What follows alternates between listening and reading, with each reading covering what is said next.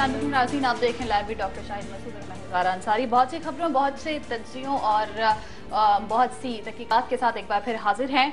एक strategic dialogue Pakistan का America के साथ होता है, लेकिन हमारे पास इत्तलात मौजूद हैं कि पाकिस्तान में फौजी बगावत होने जा रही है। इत्तलात मौजूद हैं, क्या वाकई जनरल राहील शरीफ नवाज शरीफ हुकूमत का तख्ता उलटने जा रहे हैं?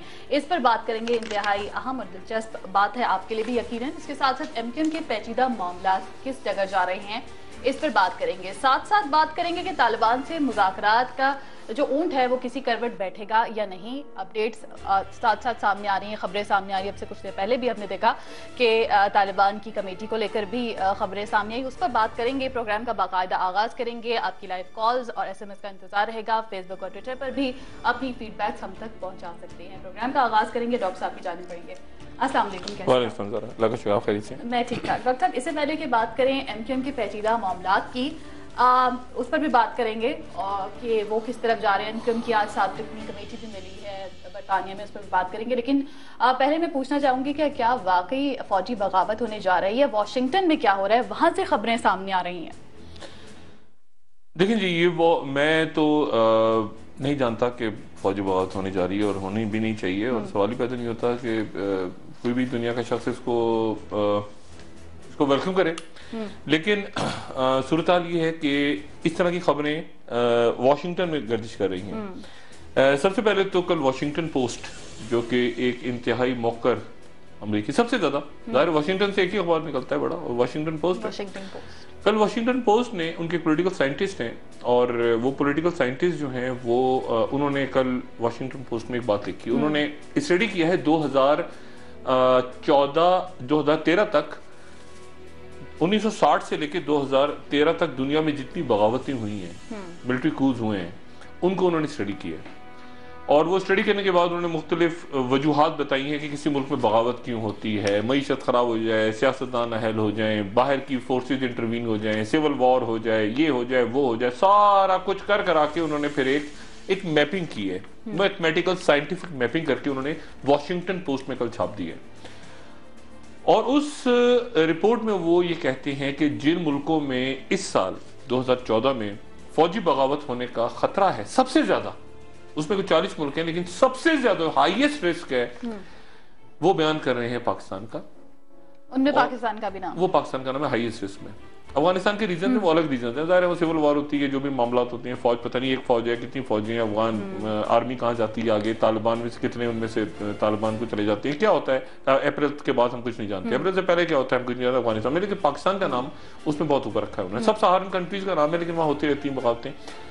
एक और बड़ी इंटरेस्टिंग बात है कि अभी कू हुई है, पिछले साल ही बगावत हुई है मिस्र में, मुर्सी को उठा के उन्होंने हटाया ना जनरल सीसी ने, तो वो कह रहे हैं कि इस साल फिर दोबारा दूसरी बगावत होने जा रही है मिस्र में। ये बड़ी इंटरेस्टिंग बात है। अमेरिकन का एनालिसिस है वाशिंगटन पोस्ट में कि इस साल फिर दोबारा मिस्र में बगावत होने जा रही है फौजी, और पाकिस्तान के अंदर कोई बगावत की बात है वो उन्होंने की। और वही कहते हैं कि जी यहाँ की मईशत, यहाँ के मामला सारे जो उन्होंने अपने साइंटिफिक, मैं उस डिटेल में जाऊंगा, लेकिन उन्होंने मैपिंग की, इकोनॉमी, ये वो सारा फैसले, बॉर्डर्स की सूरत वगैरह, और हमारा जो एनालिसिस है मैथमेटिकल एनालिसिस, एक तो ये हो गई। अच्छा, इसको मैंने ठीक है, एक रिसर्च है, एक एनालिसिस है, लेकिन उसके बाद उसके 24-48 घंटों के बाद एक और वाकया वहां पे हुआ है वाशिंगटन में, और वो ये हुआ है कि यूएस कमेटी, जो इंटेलिजेंस की कमेटी है यूएस की, अभी इंटेलिजेंस की कमेटी बड़ी इंपॉर्टेंट होती है क्योंकि इनको इनपुट मिलता है सारी CIA और FBI और होमलैंड सिक्योरिटी वगैरह वगैरह सारी। तो उनकी जो कमेटी है, उन्होंने उनकी जो इंटेलिजेंस कमेटी है, उन्होंने वहां पे जाके यूएस सेनेट के सामने एक उन्होंने स्टेटमेंट दी है, उन्होंने पूरा बयान पेश किया, और 2014 की उन्होंने पिक्चर पेश की, और ये कहा कि अमेरिका को थ्रेट्स किए हैं 2014 में, अमेरिका के सामने क्या बड़े चैलेंजेस हैं। ये पूरी एक डिस्कशन हुई है क्लोज, और उस डिस्कशन के अंदर उन्होंने ये कहा है, यूएस अमेरिकी सेनेटर्स ने अपनी सेनेट को बताया है कि हमारी इंटेलिजेंस रिपोर्ट्स ये कहती हैं, हमारा एनालिसिस ये कहता है कि पाकिस्तान में फौजी बगावत का इम्कान मौजूद है, फौजी बगावत खत्म होने जा रही है। ये मैं नहीं कह रहा, ये वाशिंगटन पोस्ट वाली रिपोर्ट को भी छोड़ देंगे। अमेरिकन सेनेट इंटेलिजेंस कमेटी ने अपने सेनेट के क्लोज डोर्स के अंदर ये बात की। सिर्फ इंतहाई अहम बात है, इसको नजरअंदाज तो नहीं किया जा सकता। नहीं, ये अमेरिकन का एनालिसिस देखिए, एक होती है रिपोर्ट आती है, जैसे मैंने कहा वाशिंगटन पोस्ट को पढ़ा, अच्छा अब मैं अपनी भी बताऊं, मेरी जब बात होती है वहां पे और भी लोगों की बात हो रही है, तो एक कोल्ड शोल्डर उन्होंने दिया हुआ है। जैसे स्ट्रेटेजिक डायलॉग है, आपको याद है जो स्ट्रेटेजिक डायलॉग शुरू हुआ था हमारे मोहतरम, हमारे सर के ताज, सरताज अजीज, बिल्कुल, उसका हमारे सर के ताज क्या हुआ वो उसका वो ऐसे बेड़ा गर्क हुआ है वहां पे। वो उन्होंने ऐसी तस्वीर, आपने तस्वीर बॉडी लैंग्वेज देखी, सरताज अजीज भी हंस रहे हैं, ख्वाजा आसिफ क्यों हंस रहे हैं किसी को नहीं पता, वो कैरी को भी नहीं पता वो क्यों हंस रहे हैं, वो हंस रहे हैं ख्वाजा आसिफ। तो एक नॉन सीरियस डायलॉग में हुआ, उन्होंने सिर्फ इतनी एक पाकिस्तान को दे दिया कि आप बड़े आपके न्यूक्लियर बड़ा महफूज हाथों में, वो इस तरह की बातें निकाल देते हैं ना, गुडी गुडी जब वो हाँ पाकिस्तान उड़ाना होता है, तालिबान इधर है, अलकायदा इधर है, वो पाकिस्तान डर गया, उन्होंने कहा न्यूक्लियर वेपन अच्छे हैं आपके, अच्छा खुश हो गए, जमहूरियत अच्छी हो, ये फजूल बातें हैं सारी। ये जो बयान होते हैं ना इस तरह के, उसामा बिन ये जो वाकया हुआ ना 2 मई का, 1 मई का हुआ एक्चुअली, मैं उसको यहाँ पे 2 मई कहते हैं ना, 2 मई असल में वहां 1 मई थी, अमेरिका में उसको 1 मई कहा जाता है, एबटाबाद के वाकये को 1 मई कहते हैं, वो हम लोग 2 मई कहते हैं, टाइम का डिफरेंस है। तो वो जो 2 मई 1 मई का वाकया है, उसके अंदर जो है वो आप अजीब बात ये देखें कि उससे 1 हफ्ता पहले टाइम मैगजीन, 1 हफ्ता पहले का जो टाइम मैगजीन है, उसमें दुनिया की चंद अहम तरीन शख्सियात में और इंपॉर्टेंट तरीन शख्सियात में जनरल पाशा का नाम है, DGISI का, और उसके 1 हफ्ते के बाद रेड होगी। तो ये बयान छोड़ें। मेरे लिए जो तशवीशनाक बात है वो ये है कि US सेनेटर्स की इंटेलिजेंस कमेटी कह रही है बात, फॉरेन रिलेशंस भी नहीं, इंटेलिजेंस कमेटी बात कह रही है, अपने सेनेटर्स को बयान कर रही है कि पाकिस्तान में जो सबसे बड़ी थ्रेट है उसके बाद क्लोज करके एक सवाल जवाब का सेशन हुआ है, उसकी भी कोई इतला है। अब मैं वो यहाँ इसलिए नहीं कहना चाहता कि वो कहेंगे पैनिक फैल रहा है, सब कुछ फैल रहा है, लेकिन ये खबरें चूंकि अखबार में आने वाली हैं, ये आ गई हैं, खुदा जाने सुबह छपेगी, मेरे पास अभी है इतला। अमेरिकन सेनेटर्स ने अपनी कमेटी में पाकिस्तान की फौजी बगावत को डिस्कस किया है, और उसमें उन्होंने कहा है कि मियां नवाज शरीफ साहब जो हैं उनकी पॉलिसीज, माशी हालात वगैरह वगैरह जो भी पैरामीटर्स है, ये काम है जलीलाबाद जिलानी साहब का, जो कि वहां सफीर हैं, जिनका कोई ताल्लुक नहीं है नवाज शरीफ साहब से, जो कि एस्टेब्लिशमेंट के आदमी है। मियां नवाज शरीफ को क्या पता वहां कौन है, वाजी शमसुल हसन साहब भी पीपल्स पार्टी के बैठे हैं, पता नहीं किसके बैठे हैं। तो मियां साहब चूंकि बाहर उनका कोई है ही नहीं सिलसिला, जो साकदार साहब आते हैं वो बस साकदार भी हैं, और खुदा जाने सरताज अजीज भी हैं, ख्वाजा आसिफ भी हैं। तो एक अजीब व गरीब सी सूरत हाल है।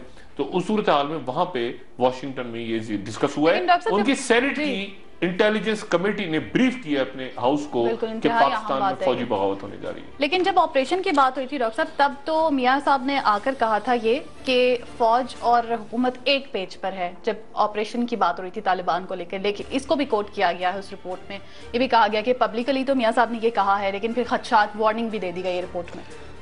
देखिए होता ये है ना कि ये हमेशा इस तरह होता है, एक पेज पे है, कौन एक पेज पे है, कौन कहाँ पे एक पेज पे, ये तो सियासी बयान है ना।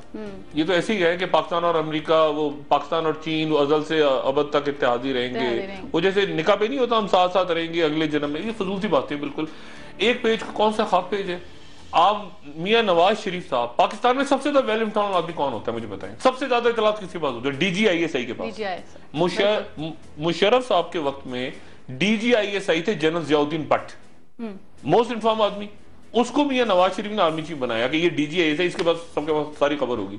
वो DGISI साहब को जब पहना रहे थे, तारे लगा रहे थे यहाँ पे उनके, तो बगावत हो गई। यानी DGISI को भी नहीं पता, DGISI को उसकी करने से बंदूकें, यानी यहाँ क्या होता है सिस्टम। मोहतरमा लेकर आ गए जनरल कल्लू, और उनको कल्लू से पूछा उन्होंने बुला के, अपना शम्स कल्लू साहब से, हमीदुल साहब पूछा कि सब खैर है, उनका सब खैर है, बगावत हो गई, गवर्नमेंट टूट गई। ये इस तरह नहीं होता, अल्लाह ना करे पाकिस्तान में ऐसा हो। लेकिन जने शरीफ साहब भी कम आते हैं टीवी पे, वो अभी तक आए भी नहीं है शायद, उनकी तस्वीरें मैंने एक आध देखी है वो इधर उधर। बिल्कुल वो एक तो ISPR जनरल बाजवा साहब से मैं एक आध दिन मिलने वाला हूँ, ये पता नहीं जनरल बाजवा साहब भी हमारे ISPR के माशाल्लाह कोई अजीब हो गए, उनकी तस्वीर शायद अफरीदी के साथ आ जाती है, अगले दिन दौरा करते हुए थोड़ा ISPR को भी मेरे ख्याल से एक आध दिन में मिलकर उनको भी तरफ समझाएंगे कि जरा थोड़ा सा वो सही करें मामला। लेकिन ये है कि ISPR भी कुछ फॉरेन ऑफिस बनता जा रहा है, रवायती किस्म के बयान दे रहा है, जरा दम पकड़े और थोड़ा सा जरा चीजों को टेक करके। जैसे पहले दिनों ये हुआ, उनको जाके मारकुट लगी ना, ये जो हुंडा नासिर थे, ये जो आप चेक पोस्ट पर लगे, ISPR बिल्कुल ISPR का कोई रोल नहीं था, ये उल्टी सीधी खबरें निकलना शुरू हो गई। उसके बाद जाके मीडिया ने जरा थोड़ा, मीडिया में तो बैठा है ना एक फितना, ये मार दिया, वो मार दिया, बेगुनाह मर गए, फलां मर गए, कुछ नहीं हुआ था। वहां जाके क्रिमिनल्स को मारा था और बड़े अच्छे टारगेट अचीव किए थे। ये जो भी टारगेट ऑपरेशन हुआ था ये खजूरी चेक पोस्ट पे, तो ISPR थोड़ा सा दम पकड़े जरा, और ठीक है एक्सटेंशन वगैरह मिल जाएगी बाजवा साहब को, ऐसा कोई मसला नहीं है, लेकिन काम अपना ठीक करें मेरे ख्याल से। डॉक्टर साहब दूसरी डेवलपमेंट पर चलते हैं। तालिबान टॉक्स को लेकर, कमेटी को लेकर बात की है, कहाँ पर खड़ी है? मौलाना अब्दुल अजीज साहब के हवाले से ये बयान सामने आ रहे थे कि उनसे कांटेक्ट किया जा रहा है ताउन के लिए मेजर आमिर साहब की जानिब से।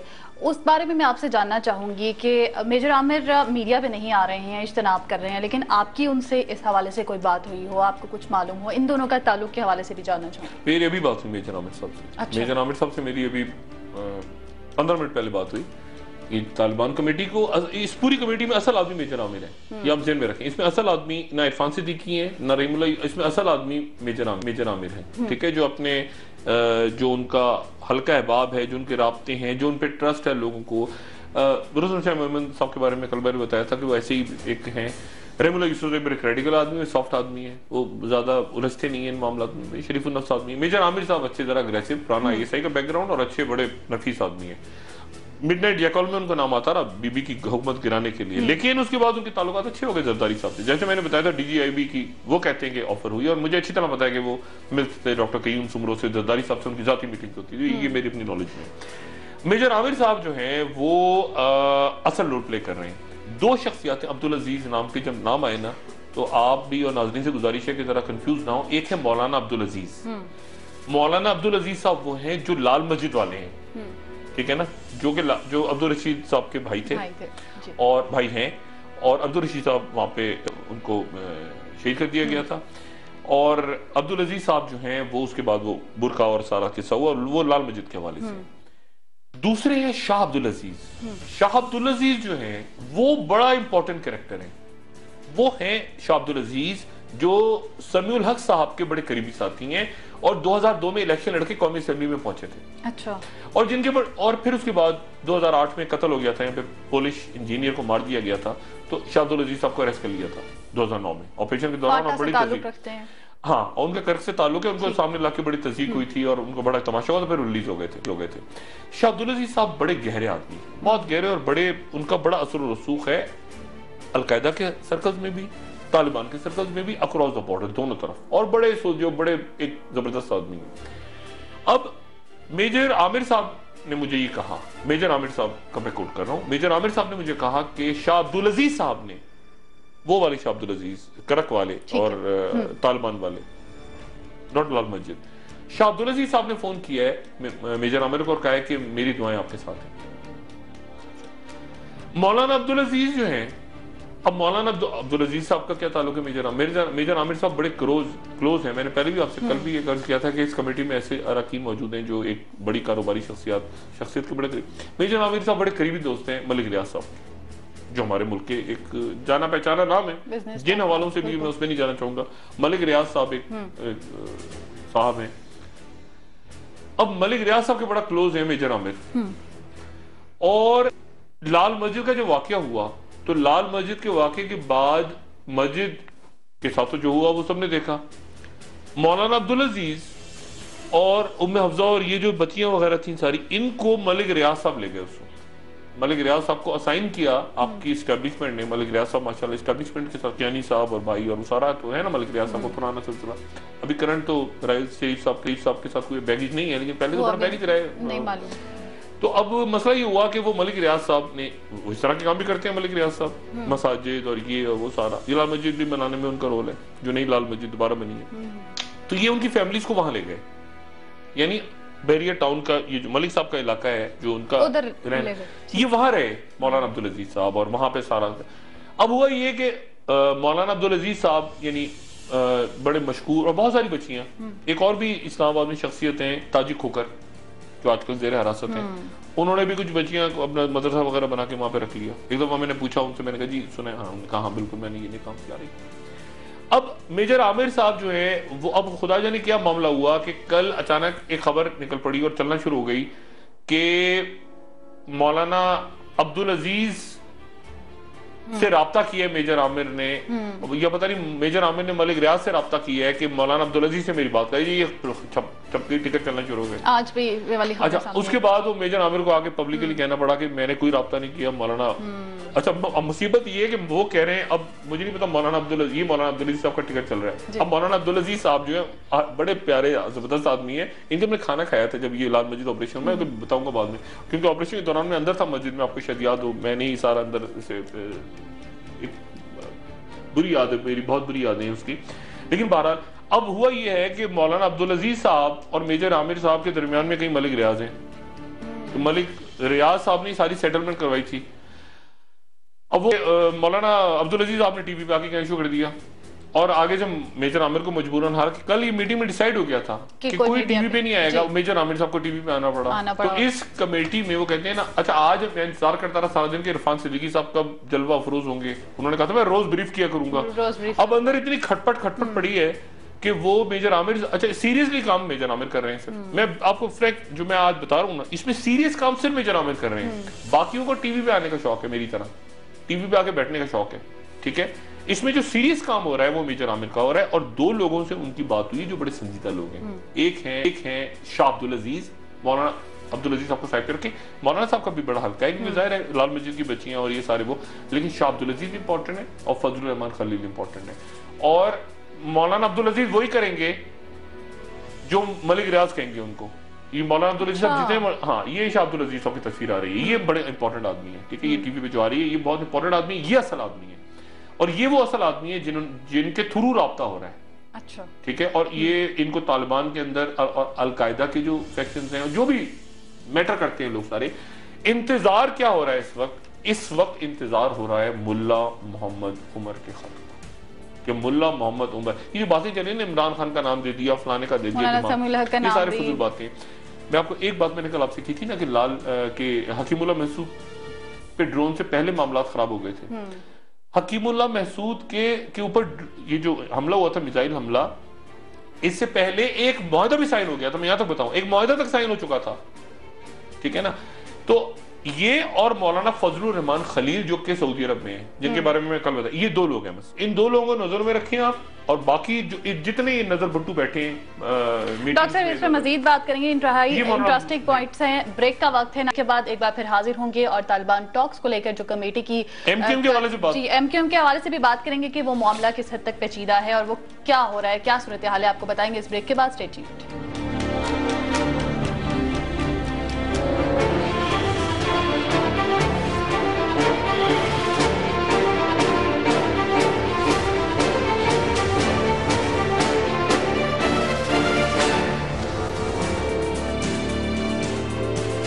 ब्रेक के बाद आपको एक बार फिर खुशामदीद कहेंगे। मुत्तहिदा कौमी मूवमेंट के मामला क्या हैं और ये पेचीदा क्यों होते जा रहे हैं, अब इस पर बात करेंगे। डॉक्टर साहब, 7 रुकनी वक्त भी मिला डिप्टी बरतानवी हाई कमिश्नर से और यादाश्त भी जमा करवा दी बीबीसी की डॉक्यूमेंट्री के अगेंस्ट, लेकिन मुत्तहिदा के मामला क्या हैं और किस तरफ जा रहे हैं, पेचीदा क्यों होते जा रहे हैं? एहतजाज भी रोक दिया उनकी जानिब से, अल्ताफ हुसैन ने खिताब भी करना था, क्या सूरत हाल है? देखिए, दो बातें।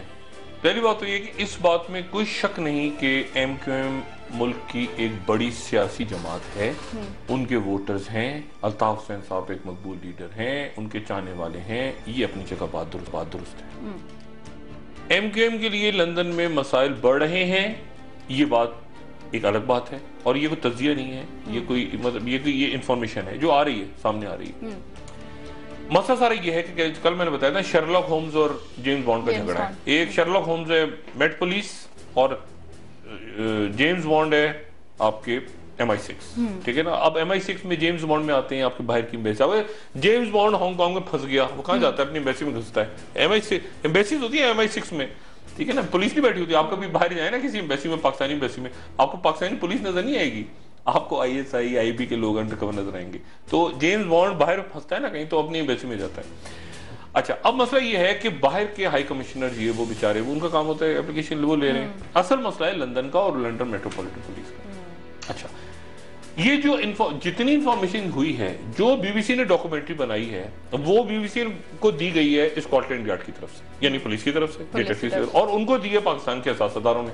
मैं आपको मुस्तकिल कह रहा हूँ, कह रहे हैं ना सामने लाया जाए।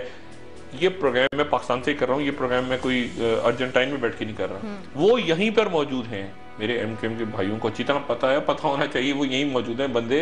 वो कहते हैं ना, वो कहाँ ढूंढ रहे हैं, वो इधर ही मौजूद हैं। खालिद शमीम भी इधर ही हैं, वो कामरान भी इधर ही और काशिफ भी इधर ही है और काफी दिनों से हैं और रिकॉर्ड हो चुका है बयान, रिकॉर्डेड बयान आगे उनका हसास अदारे ले चुके हैं, हसास अदारों ने आगे दे भी दिया है बयान। और आप ये देखें, मेरी सिर्फ गुजारिश सुने, इफ्तिखार हुसैन साहब जो कि अल्ताफ हुसैन साहब के भतीजे कहा गया, अभी वसीम अख्तर साहब ने कहा कि उनके दूर के रिश्तेदार हैं जो भी हैं, जिनको वो कह रहे हैं कि उनका दिमागी तवाज़ुन दुरुस्त है, चलें जो भी दुरुस्त नहीं है, लेकिन वो मीटिंग्स में तो बैठते रहे ना साथ, एमक्यूएम की लंदन की मीटिंग्स में। इफ्तिखार हुसैन साहब को कहां से अरेस्ट किया गया था? बाबर गौरी साहब कहां से? वो कनाडा से आ रहे थे लंदन, पाकिस्तान से जाते हुए तो नहीं पकड़ा ना। इसका मतलब है कि ये सर्कल बहुत बड़ा हो चुका है कि मेरी जो बात है उस पर एमक्यूएम के दोस्त नाराज ना हो। मैं उनसे जो बात, वो अक्सर में जर की मूवमेंट होती है ना कि पीछे प्रेशर आता है लंदन का, डिफेंड करो, वो सारे वो वासिफ जलील हो गए, वसीम अख्तर हो गए, हैदराबाद। अच्छा, लंदन वाली बात समझते हैं, क्राइसिस आता है ना, क्राइसिस, वो पैनिक हो जाते हैं, मीडिया ये है, मीडिया वो है, दुनिया पीछे लगी हुई है। वो जगह कि बैठ के पुरसकून अंदाज में मसले को रिजॉल्व करते हैं ना, आप बैठते हैं जंगी हालात हैं, क्या आप किया जाए, ये मसला हो गया, ये मसला हो गया, ये मतलब कैसे करें। एक होता है गुस्से में आ जाए, इसको गालियां उसको गालियां, लटरम पटरम और गंद होती है और गड़बड़ होती है बीच में। अब मसला ये है कि अब एमक्यूएम ने ठीक किया, इस वक्त एमक्यूएम ठीक कर रही है, पिछली दफा ठीक नहीं किया था, वो कराची का जलसा वलसा मार कुटाई वो गलत हुआ, अभी तो एमक्यूएम ठीक कर रही है। प्रॉब्लम ये कि इसमें से कैसे निकला जाए, इसमें से निकलने के लिए कानूनी माहिरीन हो। अगर बीबीसी ने गलत फिल्म चलाई है, मैं कब कह रहा हूँ बीबीसी ने सही चलाई है, बीबीसी को सरकारी फंडिंग होती है बाय द वे, अपना बरतानिया की, मतलब वो ऑटोनोमस, बिल्कुल ऑटोनोमस अदारा नहीं है वो, उसको वहां की ब्रिटिश ब्रॉडकास्टिंग कॉर्पोरेशन को ब्रिटेन की फंडिंग होती है। मैं अगर एमक्यूएम में हूं और अल्ताफ भाई की जगह हूं तो मैं कम से कम, मेरा ख्याल है, कोई 5 बिलियन पाउंड का हर्जाना कर दूं इस फिल्म के चलाने पे। अगर फिल्म बीबीसी पे अच्छी कर दूं मैं, वहां तो आपको पता है वहां टीवी चैनल पे, पाकिस्तान के कोई टीवी चैनल को उल्टा चैनल ही चलाते हैं, इतना बड़ा लेटर आता है उनका, तो सू कर देते हैं लोग, वो तो इंतजार कर रहे होते हैं हमारे खिलाफ खबर दे, सू कर दें, तड़ा करके सू कर दें, तो बीबीसी को सू कर दें और हम सारे साथ हैं पूरी को। मतलब कोई गड़बड़ है, उस गड़बड़ को अब वो फरूक नसीम बेचारे को ऐसे आ गए, वो फरूक नसीम शरीफ आदमी, यहाँ से सेनेटर, उनको सेनेट बन गया, सेनेटर बनने की नहीं है ना, ऐसे तो नहीं कि गुडी वो बेचारे इधर गया उधर जा, उनको भी पता है फंसे हुए मैं, उन्होंने बरतानवी लोग क्या को भी जवाब दे रहे हैं, वो बेचारे। मामला ये है कि MI6 और उनका झगड़ा है और मामला बिगड़ रहे हैं, और मामला उस वक्त से मैं बार ये बात कह रहा हूं कि ये बंदे पकड़े कब गए, ये बंदे चौधरी साहब के वक्त नहीं पकड़े गए, ये बंदे रहमान मलिक साहब के वक्त पकड़े,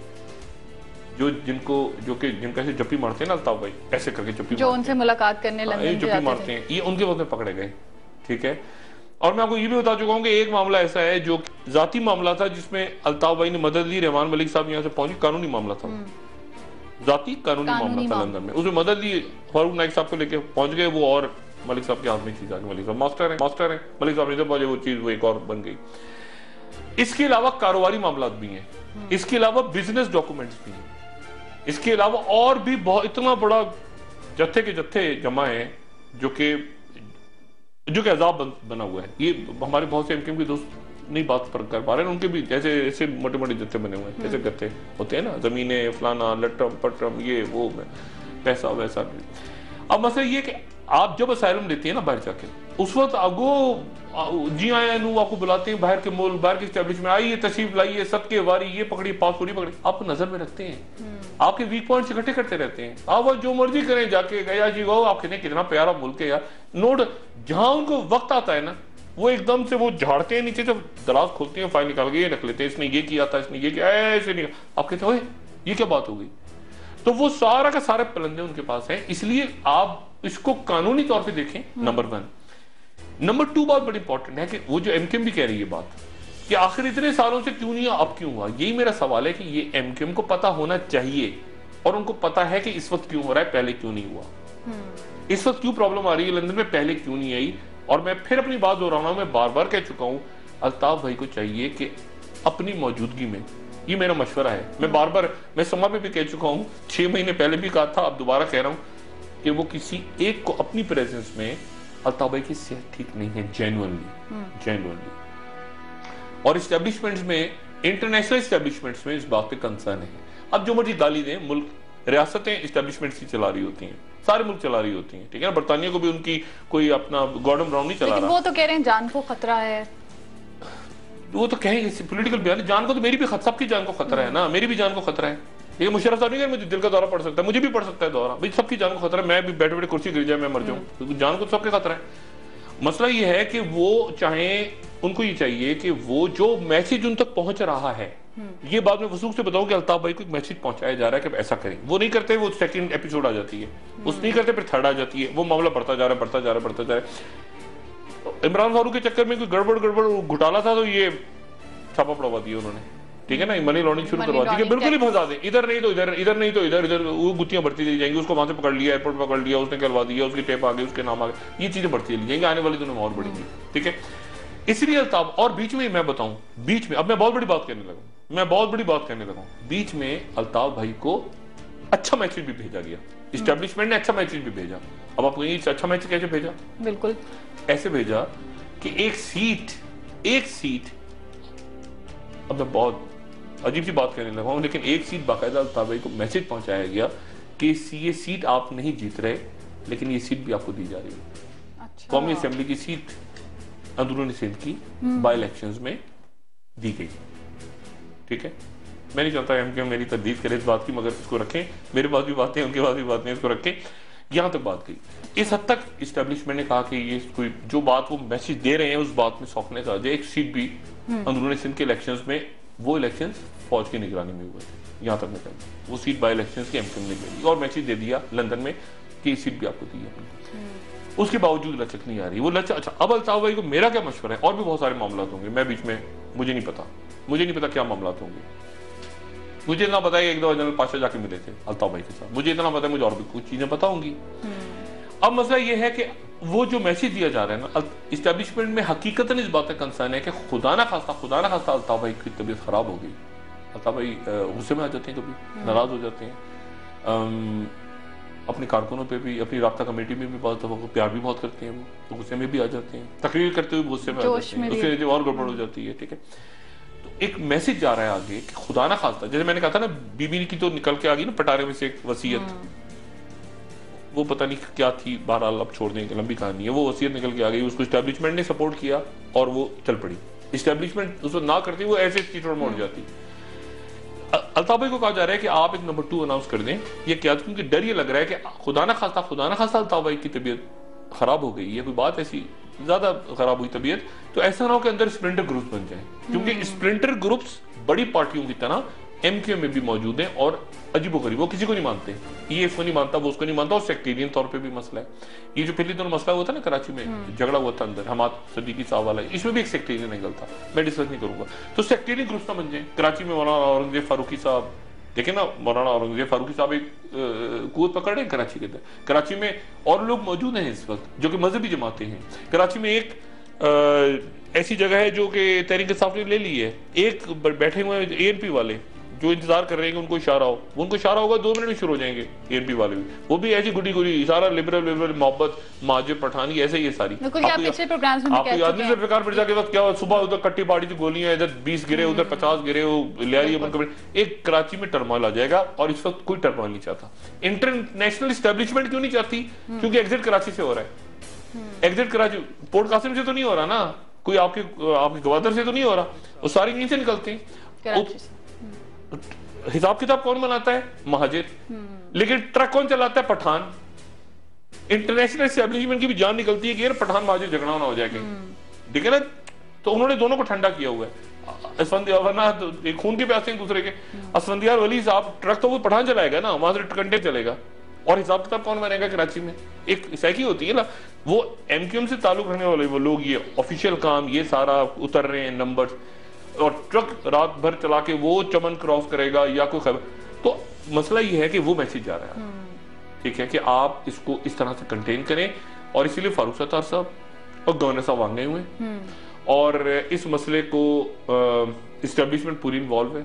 जहां पे गवर्नर सिंध कोई ज्यादा इस्टेब्लिशमेंट की बात आगे पहुंचाने की कोशिश करते हैं, तो वहां एक लंदन में अल्ताफ भाई को कह दिया जाता है ये तो फौज का आदमी है, वो पता चला गवर्नर साहब को ही फड़का देते हैं, हटा दो, और गवर्नर रिजाइन करके गायब हो गए बेचारे।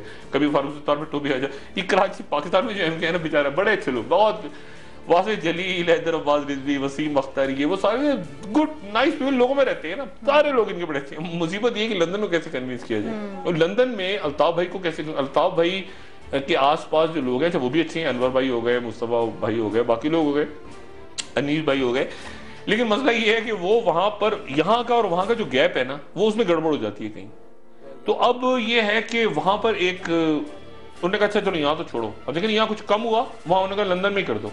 इस्टेब्लिशमेंट्स ने कहा पहले यहाँ मामला सेट हुआ, वो लंदन ऊपर ही उन्होंने कहा लंदन में ही गया, उस गैप को कम करने की अब देखिए ना यहाँ कराची में पाकिस्तान में कुछ नहीं हुआ, वरना पाकिस्तान में भी तो हो सकता था ना। पाकिस्तान में फड़का देते 5-6 लीडर, पाकिस्तान में एमक्यूएम के अंदर होते जेलों में, पाकिस्तान में तो मजे से घूम रहे हैं, टीवी पे आ रहे हैं, हमारे साथ गपशप लगाते हैं। उन्होंने कहा लंदन में इस्टेब्लिशमेंट का प्रॉब्लम वहां क्रिएट हो रही है, तो लंदन को उन्होंने जरा थोड़ा सा टाइट की है और मेरे ख्याल से ऐसी जगह लेकर आ गए कि जहां अच्छा 4 फिल्में, मैं इससे पहले कि आप वक्फा लें जो भी बात हो, वक्फे का वक्त हो रहा है, कम से कम 3 से 4 फिल्में तैयार हो रही हैं इस वक्त।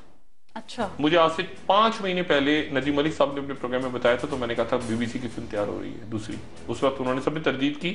आज मैं आपको बता रहा हूँ 3 से 4 फिल्में तैयार हो रही हैं और अब अमेरिका के अखबारों में आने वाली है खबर, अच्छा। बरतानिया से निकल के अमेरिका में आने वाली है।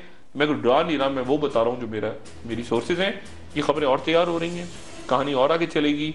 जो भी एमक्यूएम को मैसेज, एमक्यूएम को जो मैसेज, अच्छा एमक्यूएम इसलिए कह रही है ना, अल्ताफ, एमक्यूएम को भी कहा गया है कि ये कह दो कि सिर्फ अल्ताफ हुसैन काबिल कबूल है। अब देखे ना क्या वजह है, इसका मतलब ये हुआ कि उनको ये कहा जा रहा है कि किसी को अनाउंस करो, वरना ये कोई नारा हुआ, ये जो -1 चल रही है बात, ये क्यों कह रहे हैं कि -1 कबूल नहीं है, इसका मतलब है वो खुद ही बता रहे हैं कि हमें -1 का मैसेज जा रहा है। अब इस्टेब्लिशमेंट जाने और अल्ताफ भाई जाने, ये मैसेज जा रहा है उन्हें कि आप किसी को अनाउंस करें, वो ही कह रहे हैं कि हमें -1 कबूल नहीं है। मैं तो नहीं कह रहा -1, कोई कह रहा है ना, जो कह रहा है वो उनसे बात करें, उनको मनाए, अल्लाह खैर सल्ला।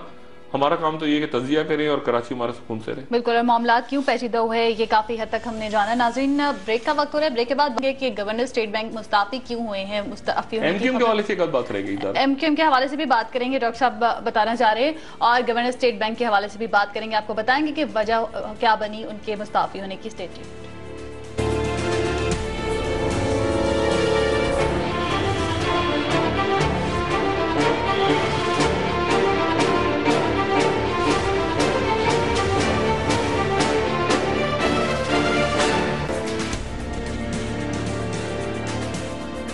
नाज़रीन, ब्रेक के बाद आपको एक बार फिर खुशामदीद कहेंगे। बात करेंगे नई हुकूमती तकर्रियाँ तनाज़ात का जो रिवाज है वो कायम करती जा रही हैं, क्या वजूहत हैं। इससे पहले चेयरमैन नादरा का मामला हमारे सामने आया, चेयरमैन पैमरा, चेयरमैन पीसीबी और गवर्नर स्टेट बैंक के मुस्ताफी होने की भी बात सामने आई, क्या वजूहत है, इस पर बात करेंगे। डॉक्टर साहब, इससे पहले कि मैं इस टॉपिक पर जाऊँ, ब्रेक से पहले आपने कहा कि एमक्यूएम से मुतालिक एक और बात आप बताएंगे। देखिए, एमक्यूएम ने अच्छा किया कि एक तो आज अपनी उन्होंने एहतजाज को और कर ले गए वो, क्योंकि मैसेज गालिबन ये कराची को बंद नहीं होना चाहिए, मैसेज गालिबन उनको यही दिया जा रहा है कि कराची को बंद ना करें तो संडे को एहतजाज कर रहे हैं, वो आज करवाते हैं। रात तक मैंने आपसे कल भी कहा था ना कि उनको काउंटर करने के लिए रिलीजियस फोर्सेज हैं कराची में, तो कल रात को मौलाना औरंगजेब साहब बैठे हुए थे, आपने देखा तो जमात अहले सुन्नत वल जमात का इज्तिमा चल रहा था और वो बैठे रहे उस वक्त तक जब तक एमक्यूएम ने ये नहीं कहा कि हम आज पोस्टपोन करके इसको इतवार को लेके जा रहे हैं। तो ऐसी सूरत क्रिएट नहीं करनी चाहिए। कराची में देखें, अगर खुदा ना खास्ता कराची में अगर खुरेजी हुई तो किसी के लिए मुनासिब नहीं है, लेकिन जो सबसे ज्यादा नुकसान होगा इसमें वो एमक्यूएम का होगा। एमक्यूएम पॉलिटिकल फिगर है। और एक बात एमक्यूएम की, एमक्यूएम से लाख आप एमक्यूएम का पूरे, एमक्यूएम जो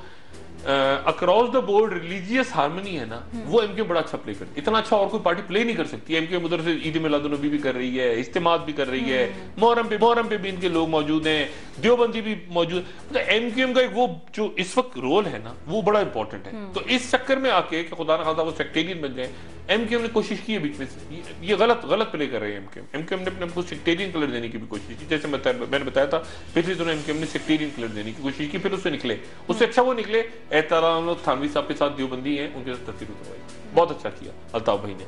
सेक्टेरियन झगड़े में ना पड़े और ये जो अच्छा किया कि इतवार को लेके इजाजत वगैरह करें, ब्रिटिश हाई कमीशन ये वो सारा चलता रहता है। असल मामला कानूनी है। ये मुशर्रफ साहब का केस जैसे सियासी बना के उलझा दिया ना इन्होंने, अहमद कसूरी साहब ने 73 का इन लटर पटर, ये पॉलिटिकल मामला, पॉलिटिकल इसको हैंडल करने, देखें कि क्या मैसेज आ रहा है क्या नहीं आ रहा। कोई नहीं चाहता कि खुदा ना खास्ता जो है वो कोई खुरेजी हो कराची में, कोई टेक ओवर कर ले एमक्यूएम को, कोई निकल के आ जाए कोई हकीकी वगैरह। लेकिन जैसे जैसे इस मामला ये तूल पकड़ेगा, फिल्में और आएंगी बाहर की मीडिया में, पाकिस्तान की मीडिया को छोड़ देना, यहाँ तो केबल ही चल जाए बड़ी बात है, लेकिन मतलब बाहर फिल्में आएंगी और अमेरिका की मीडिया में आने वाली है। जो मैं बार बार बात कर रहा हूँ, अमेरिकन मीडिया में आएगी बात खराब होगी, लेकिन अमेरिकन की मीडिया में आएगी क्योंकि वो ऐसे चलते हैं, पहले वो ब्रिटिश पिक करता है वहां से वो फिर बात खराब हो जाती है। तो उससे पहले अब मैं डिप्टी हाई कमिश्नर भी नहीं है, अब डिप्टी हाई कमिश्नर से वो जो भी करें, असल मामला लंदन में सुलझा दें। जो मैसेज आपको एस्टेब्लिशमेंट दे रही है वो मैंने भी दे दिया आपको।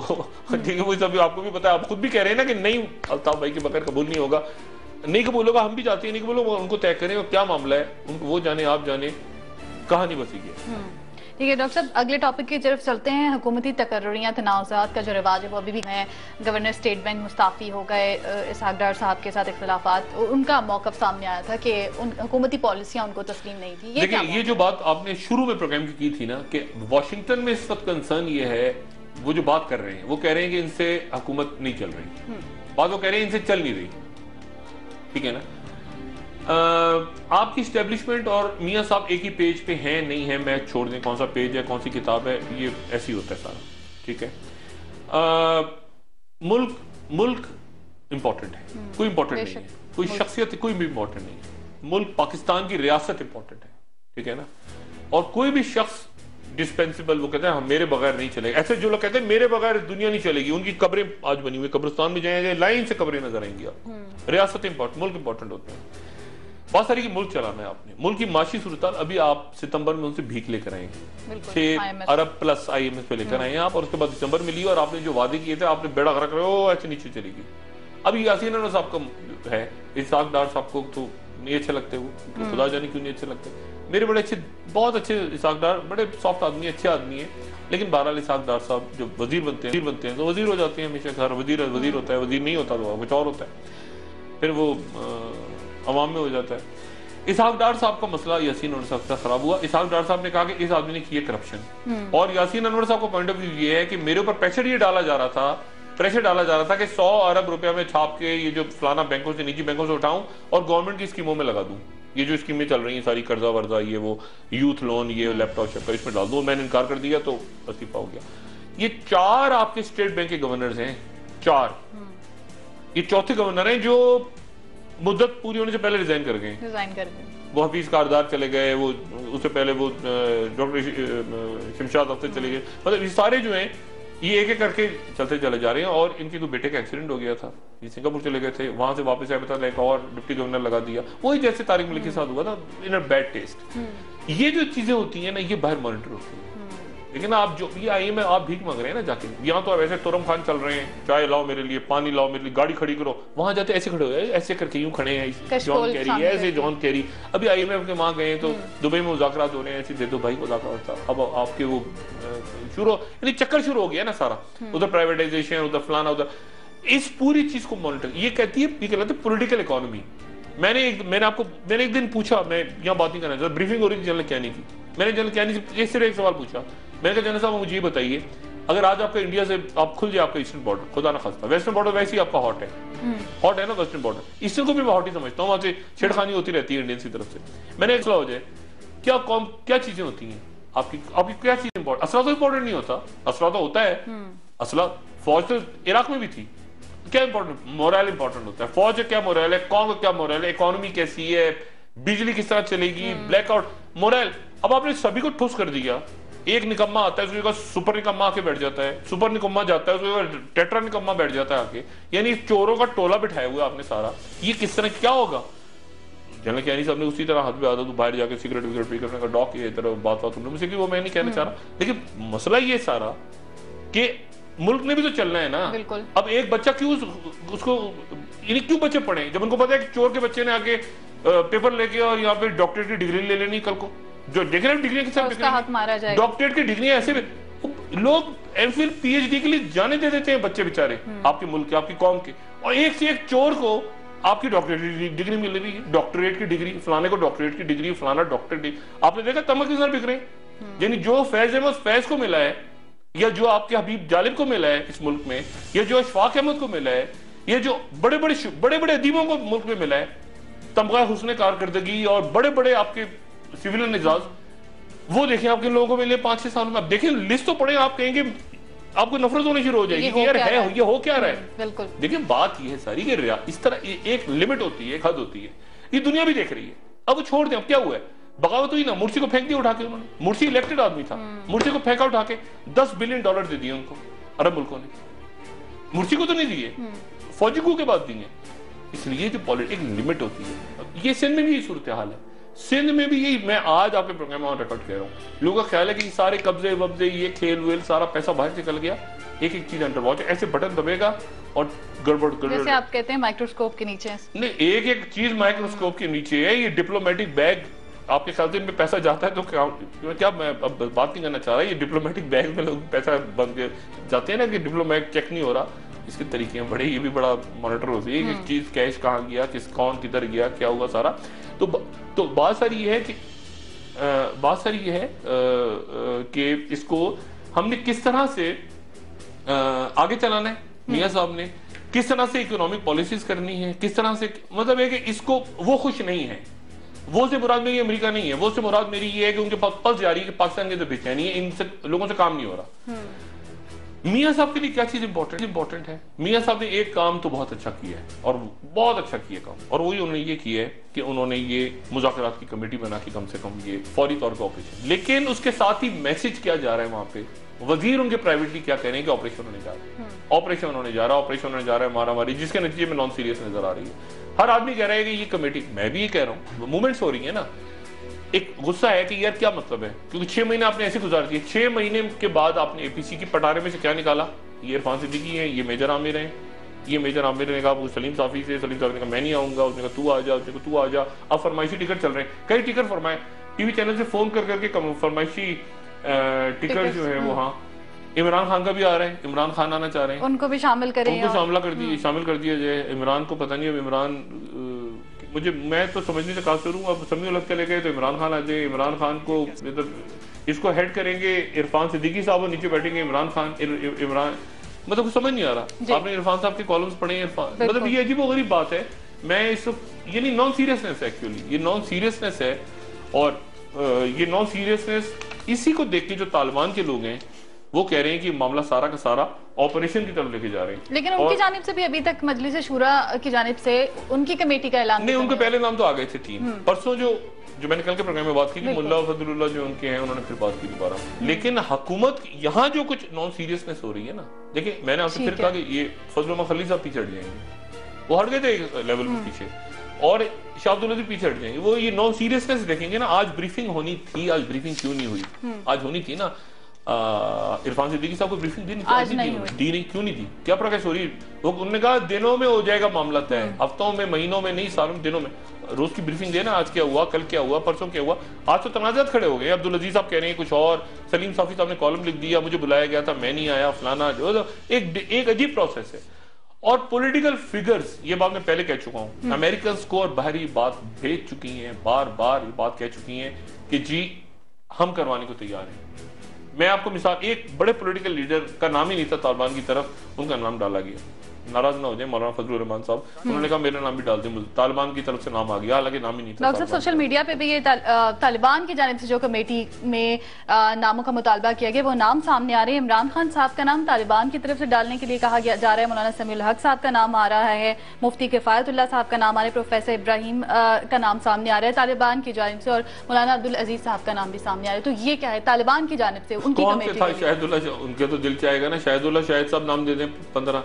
देखे ना, मतलब है कि आपने कुछ चीज कर, मैं कह रहा हूँ नॉन सीरियसनेस है दोनों तरफ से, इस तरफ से चूंकि है तो उस तरफ से भी है। अब उधर तालिबान की तरफ से नाम आ जाए, उनकी तरफ से नाम आ जाए कि जी आप वीना मलिक का नाम डालें हमारी तरफ से, क्या होगी? देखिए नॉन सीरियस एटीट्यूड है ना, नॉन सीरियस एटीट्यूड हो रहा है ना। इनका नाम डाल दें, उनके वो कह रहे मैं नहीं आना चाह रहा, मेरा नाम इसका डालेंगे तो मेरा बैठेंगे। ओ भाई, उससे पूछा आपने?